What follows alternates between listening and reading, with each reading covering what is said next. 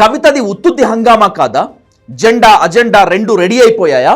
ముందుకు పోవాలని డిసైడ్ అయ్యాకే లేఖ లీక్ చేశారా? ఇక తగ్గేదే లేదా? అవును, ఇదే చర్చ.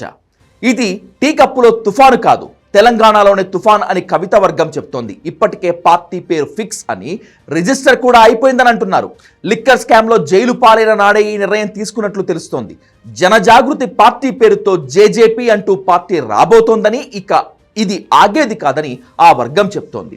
ఇది గులాబీ పార్టీలో కలవరం రేపుతోంది. కవితకు ఇప్పుడు అంత ఇమేజ్ లేకపోయినా కేసీఆర్ కేటీఆర్లపై అసంతృప్తిగా ఉన్న బ్యాచ్ అంతా కవిత వైపు వెళ్లే ఛాన్స్ ఉందని, అప్పుడు పార్టీ వీక్ అయిపోతుందనే కామెంట్స్ వస్తున్నాయి. అసలు కవిత నిర్ణయం ఎప్పుడు, ఎందుకు తీసుకున్నట్లు? కేసీఆర్ పార్టీ పేరు మార్చాలని, జాతీయ పార్టీగా మారాలని డిసైడ్ అయినప్పుడే తీవ్ర అభ్యంతరాన్ని కవిత తెలియజేశారని, ఆనాడు ఆమె మాట ఎవరూ లెక్క చేయలేదని తెలుస్తోంది. ఇక లిక్కర్ స్కామ్లో ఇరుక్కున్నప్పుడు తానే తప్పు చేసినట్లు, తన వల్లే పార్టీ నష్టపోయినట్లు కేటీఆర్ బిహేవ్ చేశారని, పైగా ఆ సమయంలో కేసీఆర్ కూడా సైలెంట్గా ఉండటం వల్ల కవితకు కోపం వచ్చినట్లు తెలుస్తోంది. రాష్ట్రంలో వీళ్ళు చేసినటువంటి స్కాములతో పోలిస్తే లిక్కర్ స్కామ్ ఎంత అనే మాట కూడా వచ్చినట్లు సమాచారం. అందుకే లిక్కర్ స్కామ్లో జైలుకు వెళ్ళి అక్కడే ఉండగా తనకు సపోర్ట్ చేయకపోగా ఏదో అనాథలా తనను వదిలేశారని కవిత తన సన్నిహితుల వద్ద చాలాసార్లు బాధపడినట్లు చెప్పుకుంటున్నారు. అందుకే ఆ టైంలోనే ఇక తన దారి తాను చూసుకోవాలని నిర్ణయించుకొని అందుకు అవసరమైన ఏర్పాట్లు సైలెంట్గా చేసుకున్నారని అంటున్నారు. కేసీఆర్ ఆరోగ్య పరిస్థితి బాగోకపోవటం కొన్నాళ్ళు సైలెంట్గా ఉన్నారని, ఆ తర్వాత కేసీఆర్ ఏ నిర్ణయం తీసుకుంటారోనని వేచి చూశారని అంటున్నారు. ఇక కాంగ్రెస్ సర్కార్పై వ్యతిరేకత వచ్చి మళ్ళీ బీఆర్ఎస్కు ఊపిరి రావడంతో కేటీఆర్ తన అడుగులు వేగవంతం చేశారు.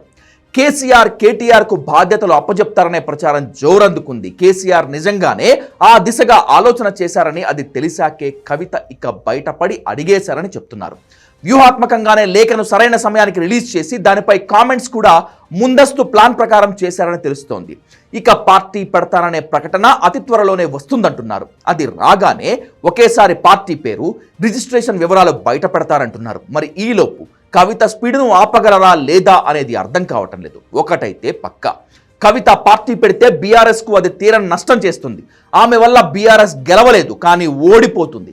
మరోవైపు కాంగ్రెస్ ఫెయిల్ అయితే అవకాశం బీజేపీకి వస్తుంది. పైగా కవిత పార్టీతో బీజేపీ పొత్తు పెట్టుకున్నా ఆశ్చర్యపోనవసరం లేదు. అప్పుడు లిక్కర్ స్కామ్ కేసులో నుంచి కూడా కవిత బయటపడే అవకాశం వస్తుందంటున్నారు. లేటెస్ట్గా కేటీఆర్ కేసీఆర్తో భేటీ అయ్యారు. విషయం కవితదే అంటున్నారు. మరి కవితను పిలిచి కేసీఆర్ మాట్లాడతారా లేదా అనేది తెరపై చూడాలి.